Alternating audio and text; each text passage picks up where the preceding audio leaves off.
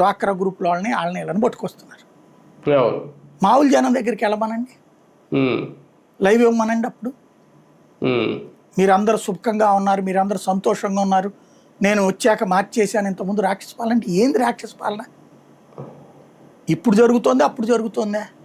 ఎవరిని పడితే వాళ్ళని కొట్టడం, ఎందుకు పడితే కొడుతున్నారో తెలియనిపోవడం, ఏం కేసులు పెడుతున్నారు తెలియపోవడం. ఇదివరకు ఫేస్బుక్లోనూ వీటిట్లోనూ ఒక లైక్ కొడితేనో ఇట్లాంటి వాటి మీద కేసు పెట్టారు, వాట్సాప్లో షేర్ చేశారు అప్పుడు అంకబాబు గారిని, తర్వాత గుంటూరులో శంకర విలాసావిని, ఇట్లాంటి వాళ్ళు కేసు పెట్టిన దానికి రచ్చరచ్చ జరిగింది కదా.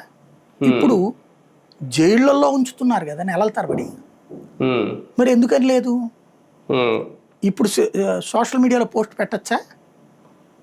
అమ్మల నక్కలు తిడతా పెడుతున్నారు కదా జగన్ మీదన, బొమ్మలు వేస్తున్నారు కదా, డైరెక్ట్గా ఓపెన్ స్టేట్మెంట్ ఇస్తున్నారు కదా, మరి ఎందుకు యాక్షన్ తీసుకోవట్లేదు?